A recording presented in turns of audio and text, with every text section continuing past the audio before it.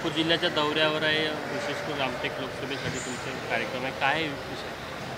आज आणि उद्या 2 दिवसाचा आमचा दौरा आहे. आता सकाळी आम्ही गडकरी साहेबांची भेट घेणार आहोत, त्याच्यानंतर देवेंद्रजींची देखील भेट घेऊ आणि महायुतीचे उमेदवार जे राजू पारवे उभे राहिलेले आहेत त्यांच्या प्रचारामध्ये आम्ही सामील होऊ.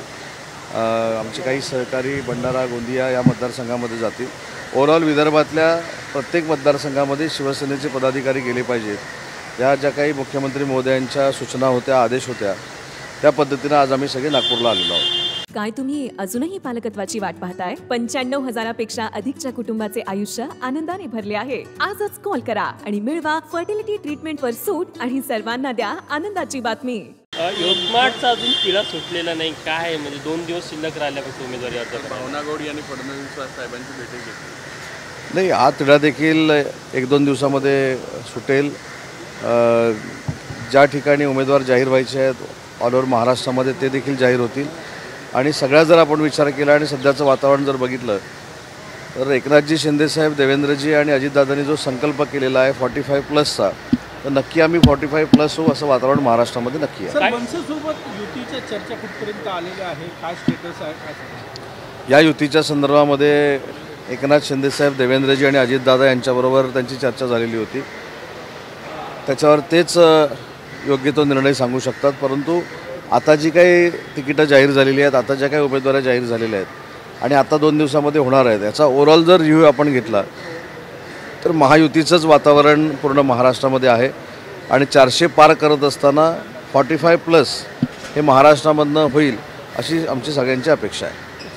4 जागावर जे घोळ आणलं होतं, ठाणे, कल्याण, छत्रपती संभाजीनगर, काय स्टेटस आहे? नाही, त्याच्यावरचा निर्णय देखील येत्या 2 दिवसामध्ये होईल. आणि मला असं वाटतं की सगळे आम्ही एकत्र निवडणुकीला सामोरं जाऊ आणि जे लक्ष आमच्या सगळ्यांच्या समोर आहे 45चं, ते आम्ही पार करू. काही जागांची अदलाबदली होण्याची चर्चा आहे, काय खरं आहे? तुमच्या मनातल्या सगळ्या शंका 2 दिवसामध्ये त्या शंकांचं निरसन होईल आणि 48च्या 48 जागा महायुतीच्या जाहीर होतील. कल्याणपैकी एक भाजपला हवी याची काही चर्चा आहे? आपल्या मनातल्या सगळ्या शंका 2 दिवसामध्ये त्यांचं निरसन होईल आणि 48च्या 48 जागा जाहीर होतील.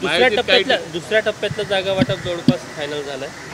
नाही, सगळ्याच टप्प्याचं जागा वाटप 2 दिवसामध्ये फायनल होईल आणि 48च्या 48 जागा जाहीर होतील. माहिती काही ठिकाणी बंडखोरीची शक्यता अशी देखील चर्चा सुरू आहे. नाही, चर्चा आणि सूत्र ही फार आपल्या सगळ्या क्षेत्रामध्ये आहेत. त्याच्यामुळे असं कुठेही चर्चा झालेली नाही, असं कुठेही फायनल झालेलं नाही. ती जागा शिवसेनेची होती.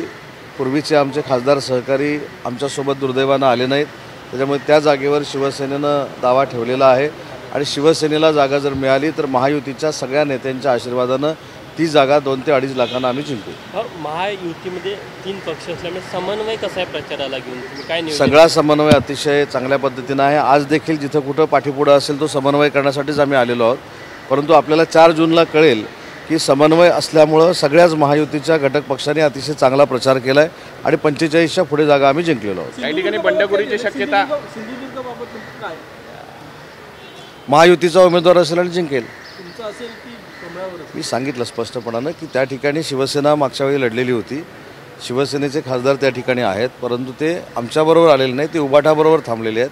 त्याच्यामुळे आम्ही शिवसेनेनं दावा केलेला आहे आणि शिवसेनेला ती जागा मिळाली तर महायुतीच्या सगळ्या नेत्यांच्या आशीर्वादानं ती जागा 2.5 ते 3.25 लाखाने आम्ही जिंकू. काही ठिकाणी बंडखोरीची शक्यता आहे, हिंगोलीमध्ये सुद्धा बंडखोरी होताना दिसून येत आहे. कशा पद्धतीनं हे तुम्ही शक्यता जरी असली तरी बंडखोरी कुठेही होणार नाही याची दक्षता नेते मंडळी घेते. बच्चू कडू यांना भरभरून निधी दिला तुम्ही आणि मुख्यमंत्री राज्यमंत्री पदाचा दर्जा दिला आणि आता ते बंडखोरी करताय महायुतीच्या उमेदवारांकडून. मला असं वाटतं की ही इनिशियल स्टेज आहे जो तिकीट वाटपाची आणि तिकीट जाहीर झालेली.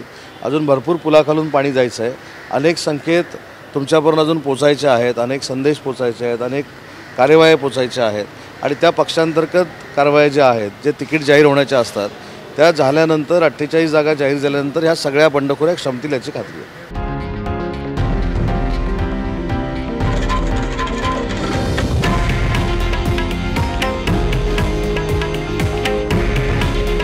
हे आहे देशातील नंबर 1 न्यूज नेटवर्क आणि आपण पाहत आहात TV9 मराठी. काळजी तुमची, हित महाराष्ट्राचं.